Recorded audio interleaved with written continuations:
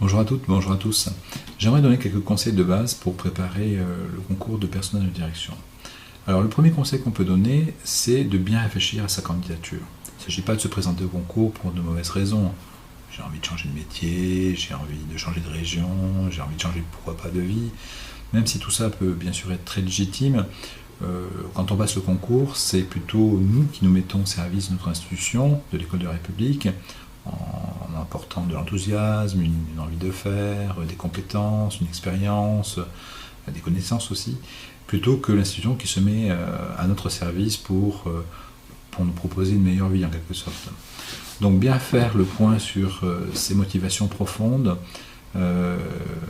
c'est quand même le premier conseil qu'on peut donner, et puis surtout bien se renseigner sur l'exigence du métier de chef d'établissement, car concrètement c'est un métier qui vous expose, qui exigera de vous plus de travail, une charge mentale plus lourde, des responsabilités, sans doute aussi plus de stress, il ne faut pas le perdre de vue non plus.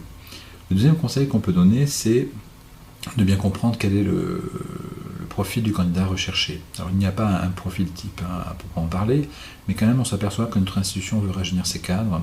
Souvent les lauréats sont des gens diplômés de niveau master, sont des gens qui se sont bien préparés, des gens ambitieux, des gens d'une petite quarantaine d'années, des gens qui ont été en réussite dans leur parcours professionnel avant le concours, dans une fonction d'enseignant, de conseiller principal d'éducation, de conseiller d'orientation ou de directeur d'école. Donc voilà, bien comprendre qu'il y a quand même cette volonté institutionnelle de placer à la tête des établissements des collègues plutôt jeunes et des collègues qui sont dans une démarche de développement professionnel et une démarche de réussite.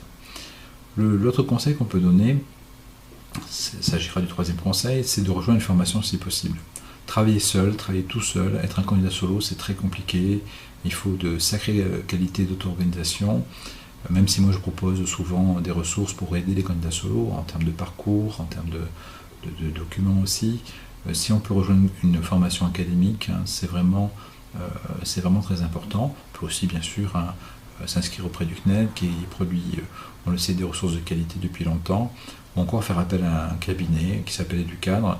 C'est un cabinet privé, mais en fait c'est un cabinet qui est dirigé par des anciens cadres de l'éducation nationale, des gens qui ont une expérience très solide et qui proposent aussi, je le sais, une formation de qualité aux candidats. Autre conseil qu'on peut donner, c'est de faire un petit bilan de connaissances et de compétences assez rapidement. Alors on peut s'appuyer soit sur le petit questionnaire très simple que moi j'ai publié dans mon ouvrage Réussir le concours de personnel de direction. On peut aussi tout simplement faire le point en listant les connaissances et les compétences qu'on a acquises et puis en les confrontant avec le référentiel des personnels de direction de 2001. C'est pour ça que moi je conseille de faire son CV, de faire son rapport d'activité et sa lettre de motivation assez vite, car justement ça vous oblige à faire un point sur vous-même, un point sur vos acquisitions et puis sur ce qui reste bien sûr à faire pour se mettre au niveau des exigences du concours. Donc petit bilan de connaissances et de compétences, à mon avis, c'est une étape incontournable. Ce qu'il faut faire, bien sûr, c'est planifier ses révisions, planifier son travail. Alors je propose sur mon site, je l'ai dit tout à l'heure, pour le candidat solo, une espèce de parcours qui peut servir de guide, à vous de l'adapter. Il n'y aura pas de réussite sans un investissement personnel important. Moi j'ai fixé ce temps-là de demi-journée par semaine et à peu près 170 à 80 heures sur une période de 5-6 mois. Voilà, c'est à peu près pour fixer le niveau. Je veux dire, pour ce concours, il faut vraiment acquérir des connaissances et des compétences solides. Et tout ça, ça suppose un travail, il n'y aura pas de miracle. Donc un budget temps, c'est important, avoir une vision un petit peu sur son budget temps. Pour préparer le concours, il faut aussi se créer des outils pour travailler, c'est-à-dire prendre des notes, bien entendu, mais aussi peut-être classer ses documents, bien les archiver. D'un côté tout ce qui concerne les réformes en cours, de l'autre côté le système éducatif, d'un autre côté encore aussi l'établissement scolaire. Enfin voilà, classer tous ces documents et puis aller à la source, les circulaires, s'inscrire sur le bulletin officiel de l'éducation nationale, s'inscrire aussi à la lettre publiée par l'Institut d'éducation et de la formation, IH2F. En tout cas, il faut vraiment faire ce travail-là de se constituer une base d'archives et puis aussi de se constituer un petit lexique qui permettra d'emmagasiner, de mémoriser toutes les notions nouvelles que vous avez rencontrées dans votre parcours de formation, qu'elles concernent le droit, la gestion des ressources humaines, la pédagogie, la politique éducative, enfin tous ces domaines qui peuvent être nouveaux pour vous. Se créer des outils, ça me paraît donc une étape aussi importante.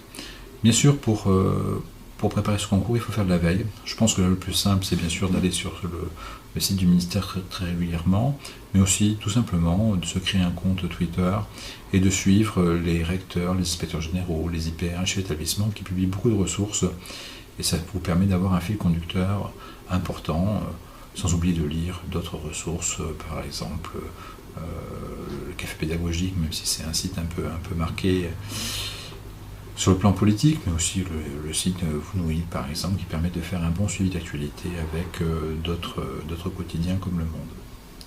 Faire de la veille, ça sera un conseil aussi important. Enfin, n'oubliez pas que votre formation doit être envisagée de façon globale. Il ne s'agit pas simplement de travailler sur des ressources écrites, vous pouvez aussi développer des compétences importantes en travaillant différemment ou de façon plus approfondie dans votre métier. Je prends un exemple. Si vous avez à travailler les compétences rédactionnelles, imaginons que vous soyez dans une situation où vous ne rédigez pas vos cours, et bien là, rédigez-les de A à Z, vous allez devoir développer des compétences rédactionnelles toutes simples. J'en profite pour signaler que sur ces compétences rédactionnelles, le magistère, les parcours magistères auxquels vous avez accès peuvent vous proposer de faire un petit bilan, notamment sur vos compétences en orthographe. Il y a de mémoire 140 questions qui permettent de déterminer votre niveau. Clairement, les chefs d'établissement doivent se situer par rapport à la maîtrise de langue française au niveau 4. Là, le test, il est, pour l'avoir fait, il est très explicite. Il faut se rapprocher de ce score, pas d'un 20 sur 20, mais enfin un bon 18 sur 20 pour pouvoir justement être en bonne situation dans sa communication écrite. Voilà, tous ces conseils et dans le détail, vous le retrouverez sur mon site concours-personnel-direction.fr. Encore une fois, tous mes encouragements pour cette préparation que vous avez sans doute entamée déjà. Il va falloir investir dans votre formation en temps, un petit peu en argent aussi, en achetant des ouvrages. J'en ai conseillé de nombreux dans la bibliographie que j'ai publiée.